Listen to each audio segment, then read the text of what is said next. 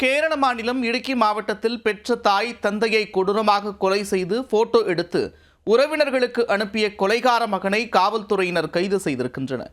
பெற்றோரை கடவுளின் இருப்பிடத்திற்கு அனுப்பி வைத்ததாக வாக்குமூலம் அளித்து அலறவிட்ட சம்பவத்தின் நடுநடுங்க வைக்கும் பின்னணி என்ன?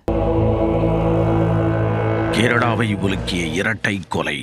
பெற்றோரை கத்தியால் குத்தி கொலை செய்து போட்டோ எடுத்து உறவினர்களுக்கு அனுப்பிய மகன் தாய் தந்தையை கடவுளின் இருப்பிடத்திற்கு அனுப்பி வைத்து விட்டேன் என கூறி அதிர்ச்சி வாக்குமூலம் அளித்த சம்பவம் நடந்தது என்ன?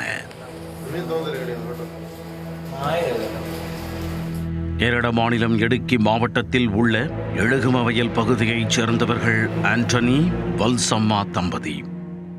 சம்பவத்தன்று வீட்டில் இருவரும் இரத்த வெள்ளத்தில் சடலமாக கிடப்பதை அவர்களின் மகனான அஜீஷ் என்பவர் செல்போனில் போட்டோ எடுத்து தனது உறவினருக்கும் ஊர் தேவாலய பாதிரியாருக்கும் அனுப்பி வைத்துள்ளார். அப்புகைப்படத்தை பார்த்ததும் அரண்டு போனவர்கள் உடனே ஊர்க்காரர்களுடன் ஆண்டனியின் வீட்டில் குவிந்தனர். வீட்டிற்குள் சென்று என்ன நடந்தது என கேட்டபொழுது தாய் தந்தையின் சடலங்களுக்கு அருகே நின்றிருந்த அஜீஷ், அம்மாவையும் அப்பாவையும் கடவுளோட இருப்பிடத்திற்கு அனுப்பிச்சிட்டேன் என கூறி அதிர்ச்சி கொடுத்துள்ளார்.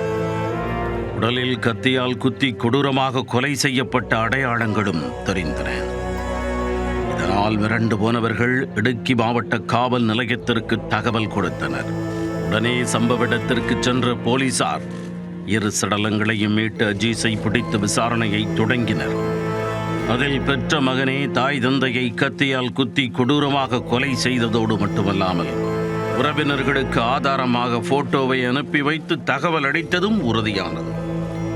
கொலை நடந்த சமயத்தில் ஆண்டனியின் தாயாரும் அதே வீட்டில் இருந்தார். ஆனால் அவரை கடவுளிடம் அனுப்பும்படி உத்தரவு வரவில்லை என்று அஜீஷ் கூறியுள்ளார். போதைக்கு அடிமையான அஜீஷ் சில நாட்களுக்கு முன்புதான் போதை மறுவாழ்வு மையத்தில் சேர்க்கப்பட்டு திரும்பியுள்ளார். இதன் காரணமாக பெற்றோர் மீது அவருக்கு இருந்த கோபமே கொலைக்கான காரணம் என்று சந்தேகிக்கப்படுகிறது. போலீசார் அஜீஸை சம்பவ இடத்திற்கு அழைத்துச் சென்று ஆதாரம் திரட்டிய பின் நீதிமன்றத்தில் ஆஜர்படுத்த உள்ளனர். இந்த நிலையில் விசாரணையின் முடிவிலேயே கொலைக்கான முழு பின்னணியும் தெரிய வரும்.